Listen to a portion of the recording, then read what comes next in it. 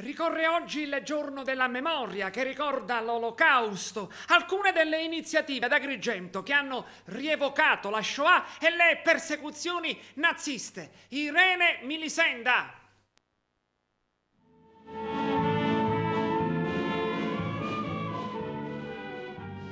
Oggi 27 gennaio si celebra la giornata della memoria, una data storica che coincide con l'abbattimento dei cancelli di Auschwitz. Il 27 gennaio è un appuntamento istituito dal Parlamento nel 2000, in ricordo dello sterminio e delle persecuzioni del popolo ebraico e dei deportati militari e politici italiani nei campi nazisti, e onorare coloro che a rischio della propria vita hanno protetto i perseguitati. La conoscenza e la memoria della Shoah presso le scuole può aiutare a comprenderne le ramificazioni del pregiudizio e del razzismo e contribuire alla realizzazione di una pacifica convivenza tra differenti culture, etnie e religioni, al fine di creare una società interculturale. Numerose sono state le iniziative che hanno visto la presenza di molti studenti. In occasione di questa giornata l'Ufficio V, ambito territoriale per la provincia di Agrigento, l'Ufficio territoriale del Governo di Agrigento, la Consulta provinciale studentesca e l'Istituto Manzoni di Raffadali hanno organizzato presso l'Istituto Niccolò Gallo di Agrigento un convegno per ricordare tutte le vittime dell'Olocausto attraverso la testimonianza diretta dell'architetto Giuliano Banfi, che ha raccontato della corrispondenza dei genitori Giulia e Gianluigi Banfi dal campo di concentramento a Fossoli nel 1944. Alla manifestazione ha partecipato il prefetto Nicola Diomede, le autorità scolastiche, religiose e civili, oltre alle classi degli istituti superiori della provincia e degli alunni di varie scuole secondarie di primo grado.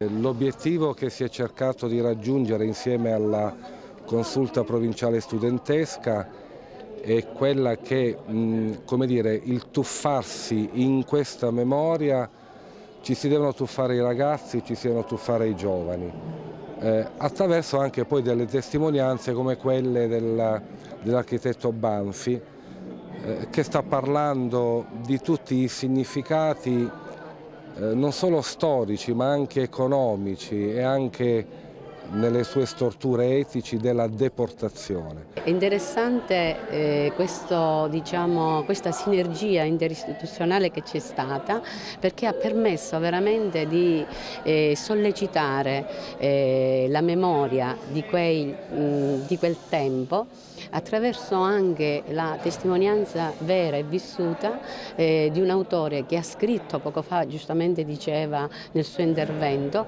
per costruire la memoria per quelle parti che non sono state ancora investigate. Questa testimonianza dà luogo, diciamo, a una valutazione di quelle che sono state le caratteristiche dei miei genitori, di grande nobiltà, di grande impegno sociale e politico, che ha comportato una serie di scelte non di indifferenza ma di partecipazione molto intensa alla lotta di liberazione, che si è conclusa drammaticamente per mio padre, ma con una scelta che è una scelta assolutamente importante.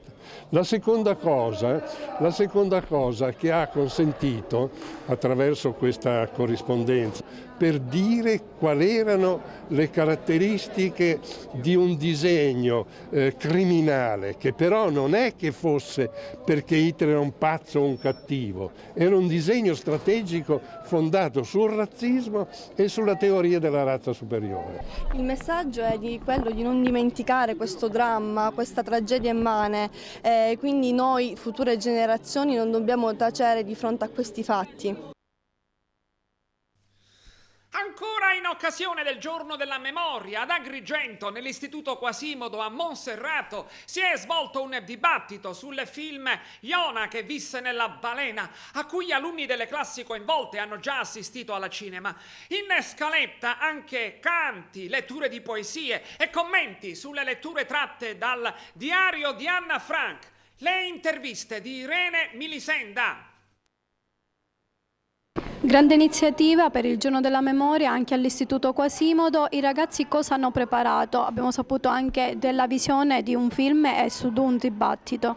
Sì, oggi è un giorno particolare, la scuola ha voluto ricordare e onorare tale giornata, giusto anche per favorire la memoria in queste nuove generazioni. E la scuola ha partecipato, ha realizzato una manifestazione dove sono stati coinvolti tutti i ragazzi della scuola secondaria di primo grado e gli alunni della quinta della scuola primaria. Hanno realizzato uno straordinario video che avrete modo magari di vedere prossimamente. Sono intervenuti con canti, con poesie e poi c'è stato un dibattito sul tema condotto dalla professoressa Silvia Ambiduglia, che ho l'opportunità qua di ringraziare, sulla visione, perché hanno visto un film lunedì scorso, Iona che visse nella balena al cinema, e i ragazzi hanno dato dimostrazione, insomma, della grande sensibilità verso questo tema e hanno posto delle domande alla professoressa, alla quale ha risposto in maniera semplice e comunque adeguata all'età dei ragazzi.